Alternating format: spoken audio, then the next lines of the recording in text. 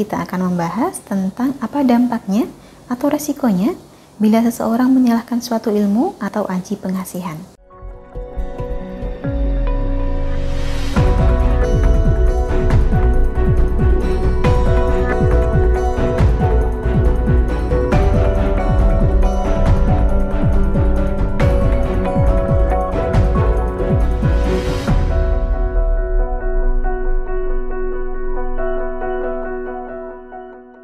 Salam Rahayu, kembali lagi dengan saya Dewi Sundari. Apa kabar Anda? Saya doakan semoga selalu sehat dan senantiasa diberikan kemudahan serta kelancaran dimanapun Anda berada. Kali ini, bahasan kita kaitannya dengan ilmu pengasihan. Tepatnya, kita akan membahas tentang apa dampaknya atau resikonya bila seseorang menyalahkan suatu ilmu atau aji pengasihan. Termasuk salah satu pertanyaan yang cukup sering saya terima memang adalah seputar resiko. Kalau mengamalkan ilmu pengasihan, apakah ada risikonya buat kita? Ada efek sampingnya atau tidak? Perlu kita garis bawahi dulu bahwa mengamalkan ilmu pengasihan tidak sama dengan menyalahgunakan ilmu pengasihan. Dampaknya mengamalkan ilmu pengasihan, terutama pengasihan beraliran putih, ya jelas tidak ada.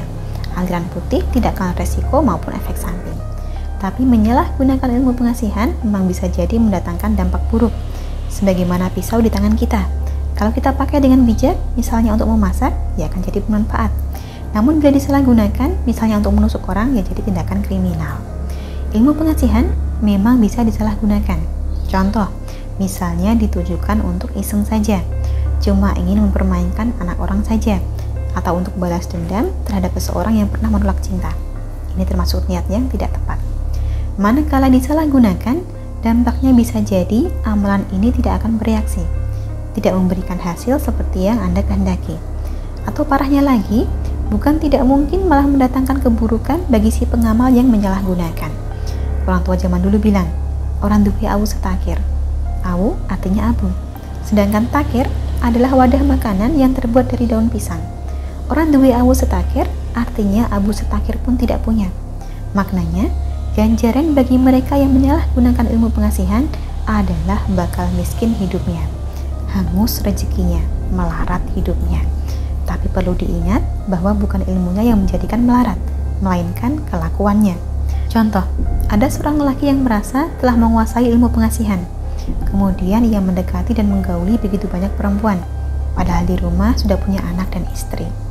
Pada akhirnya, anak istri pun ditelantarkan. Begitu banyak wanita datang meminta pertanggungjawaban. Pekerjaan jadi tidak karuan, hidupnya tidak tenang, ujung-ujungnya berantakan. Namun sekali lagi adalah kelakuannya yang menjadikan dampak tersebut, bukan ilmu pengasihannya. Bila ingin menghindari dampak ini sebenarnya gampang, yaitu dengan memiliki niat yang benar. Niatkanlah amalan Anda untuk membangun rumah tangga yang bahagia, bukan untuk bahagia dengan banyak pasangan. Harapannya semoga niat baik kita berbalas kebaikan pula. Kurang lebihnya, demikianlah dapat saya sampaikan seputar dampak menyalahgunakan ilmu pengasihan. Semoga dapat menjadikan sedikit wawasan. Akhir kata, terima kasih banyak untuk Anda yang telah menyaksikan. Sampai jumpa di kesempatan selanjutnya dan salam Rahayu.